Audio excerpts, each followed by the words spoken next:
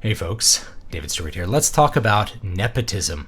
Yes, this is something that people like to complain a lot about, someone engaging in nepotism, but I like to think of things from a different angle, think a little bit outside the box, and so that's what I want to talk about today. The hidden benefits of nepotism.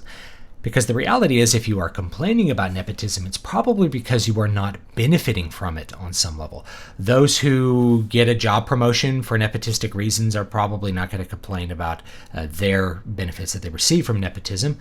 But the real deeper question is, why do people who have the authority to give out benefits engage in nepotistic behavior?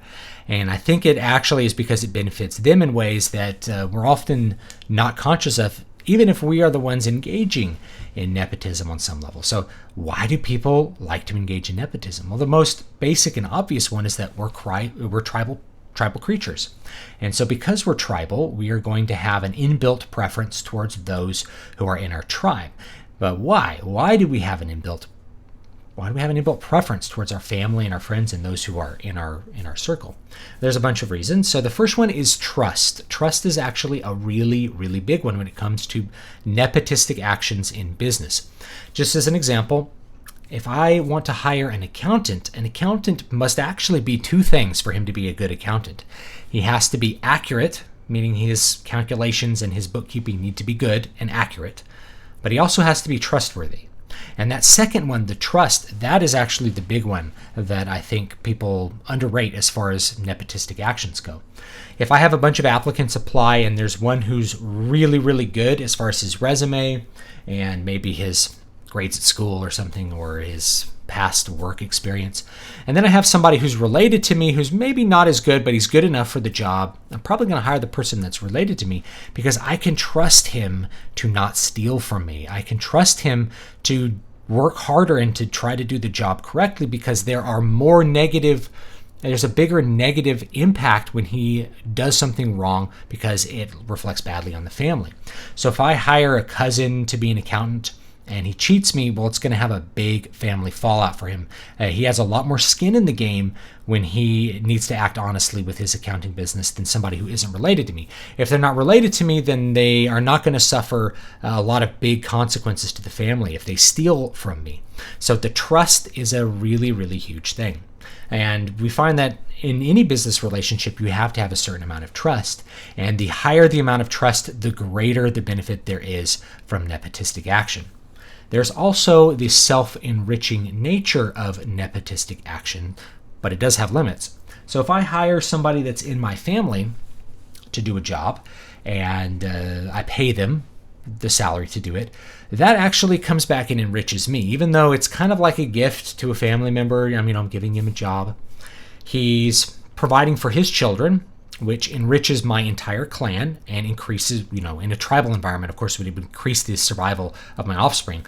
But it helps my offspring to have better relationships with their extended family, a tighter knit clan that's better off in general. Plus that person, come Christmas time, they're going to give me better gifts because they're more grateful to me.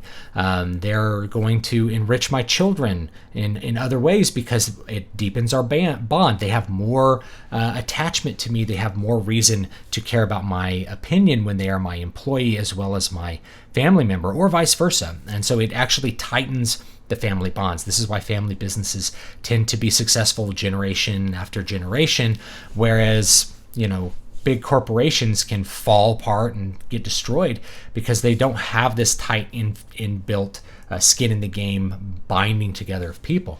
And of course, if I hire my brother-in-law as an employee or I hire my cousin as an employee, he has a care for the business because it's part of the family, and that the survival of that family business impacts the rest of his clan as well.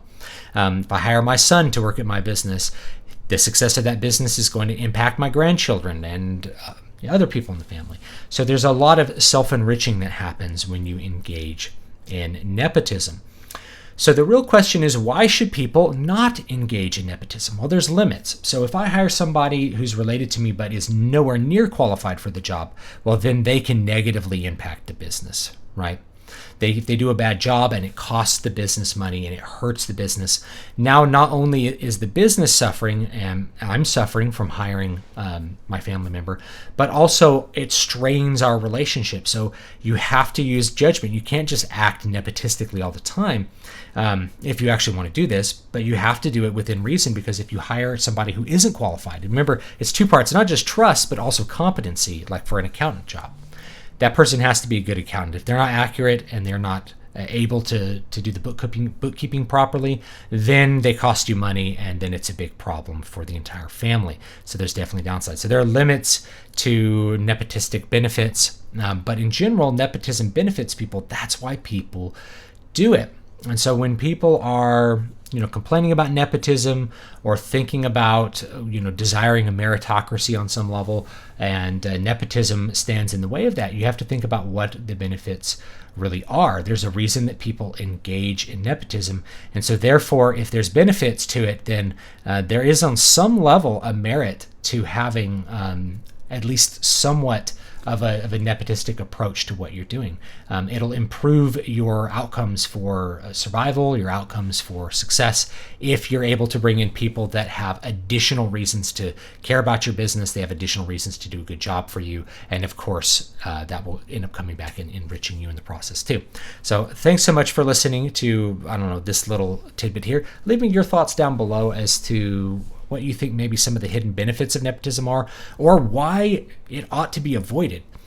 This is one of the things that I think really comes down to the complaint against it. If I don't have a family business, let's say I'm part of a large media corporation, and I hire somebody who's from my tribe, from my family or something like that. Well, the thing is that it's not necessarily a family business at that point. If it's a publicly traded company, what I'm doing is I'm taking the stockholders' money and the stockholders' resources, and I'm funneling them into my family. And so if I'm taking somebody else's resources and I'm funneling them into my family, then you, I think, have an ethical problem. If I'm hiring people who do a bad job and expecting the size of the corporation to just kind of mitigate that bad nepotistic effect, that is a moral hazard. It's a bad thing when people in corporations invest or engage in nepotism. I think nepotism is okay for you and probably for the person that you're doing it for, if it's something where it's your resources in your control and your customers, and not some other corporation where you're just giving them benefit and it's coming at someone else's expense. So nepotism in a family business doesn't really come at another person's expense unless you think that there is a moral imperative to always hire the person with the best merit. As I've explained, trust is part of that as well. But in a corporation, I think you are looking at something that could be negative. So anyway, leave me your thoughts down below on that, the positives and the negatives, and I'll see you guys next time.